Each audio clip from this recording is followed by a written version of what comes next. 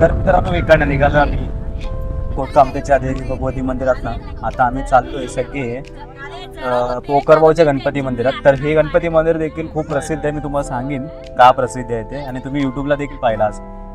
तर हे मंदिर का प्रसिद्ध आहे देखील तुम्हाला समजेल. तोपर्यंत तुम्ही अवेलेबल राहा व्हिडिओवर, मी तुम्हाला दाखवतो. आता आम्ही कोटकामतेच्या मंदिरात निघालो आहे आणि चाललो आता तिकडचे पोकरबावच्या गणपती मंदिरात जाऊ.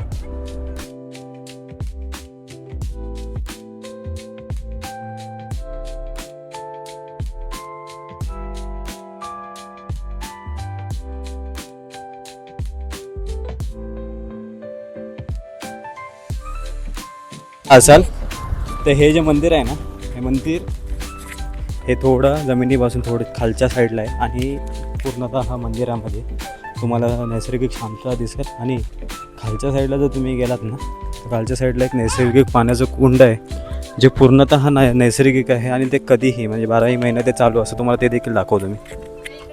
मंदिर परिसर पाहू शकता तुम्ही. आता काय आहे ना, पूर्ण आज मंगळवार आहे त्याच्यामुळे या मंदिरात गर्दी देखील तुम्ही पाहताय. आणि मंदिर परिसर बघा, खूपच शांत आणि असं प्रसन्न असं मंदिर आहे मित्रांनो, पोकरबाव दाभोळ. तर हे मंदिराची जी आख्यायिका आहे ना, ही तुम्हाला यूट्यूबला देखील समजेल. खूप जुनं मंदिर आहे आणि खूप जागृत असं देवस्थान आहे.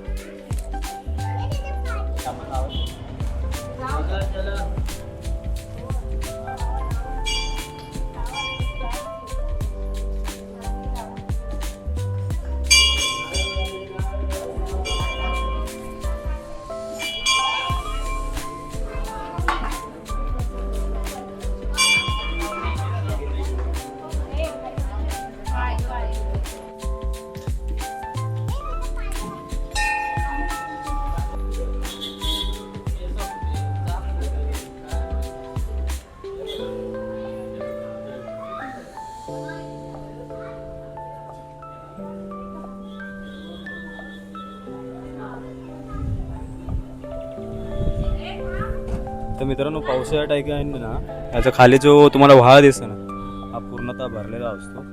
हा जो काठ आहे ना, या काठापर्यंत पूर्ण, या ब्रिजच्या काठापर्यंत पूर्ण पाणी असतं. पण तरीही मित्रांनो, याचे नैसर्गिक इतिहास आहे ना बघा. ते खालच्या साईडला तुम्हाला आहे ना एक मंदिर दिसतंय, हे खालच्या साईडला आहे. हां, त्या खालच्या साईडला जे मंदिर आहे ना, ते शंकराचं मंदिर आहे. त्याची देखील आख्यायिका एक दंतकथा आहे. आणि आतमध्ये तुम्ही पाहू शकता, खूपच असं म्हणजे नैसर्गिकरित्या 12ही महिने पाणी असतं. ते दाखवतो तुम्हाला मी.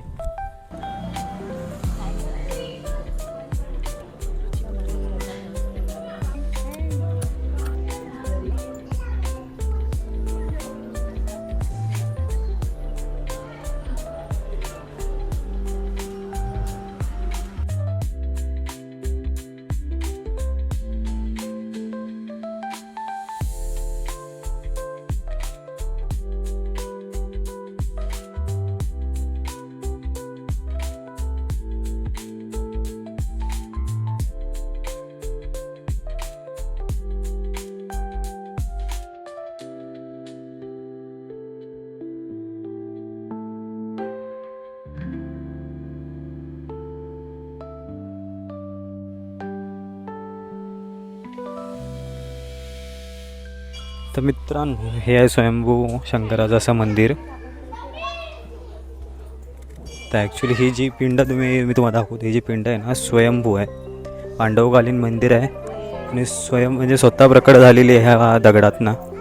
आणि हे जे बाजूला तुम्ही पाहताय ना, हे संपूर्ण नैसर्गिक कुंड आहे ज्याचं पाणी 12ही महिने असतं.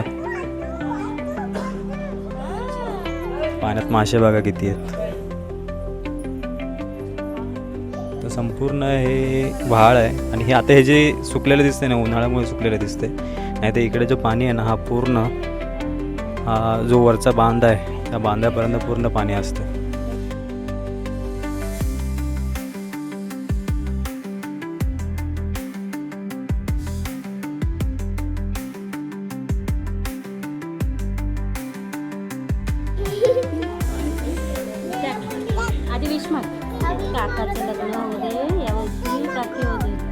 पैसे नाही काय शानी फेक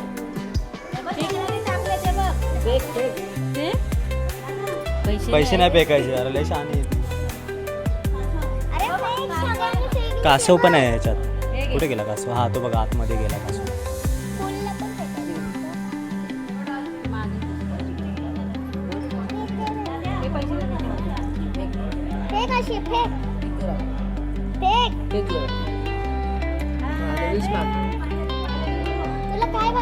पाया पडते ती.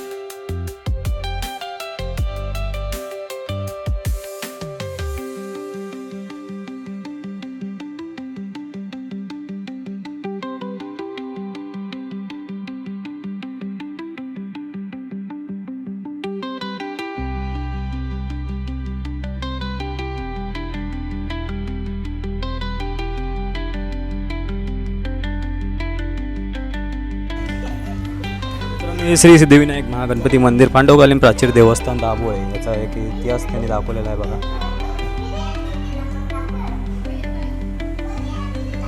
आता वाचता येणार नाही मला कारण खूप मोठं आहे. तर सुमारे 19व्या शतकाच्या पूर्वार्धात म्हणजे साधारण 1920च्या दरम्यान विजयदुर्ग रेडी रस्त्याची आखणी सुरू झाली आणि त्यावेळी मंदिराकडून वाहणाऱ्या ओढ्यावर रस्ता करण्यास जागा आखली गेली. कारण येथे वाळ्याच्या दोन्ही बाजूने प्रचंड मोठे खडक होते आणि एकमेकांना वाहच्या मध्ये पूर्णपणे टेकलेले होते.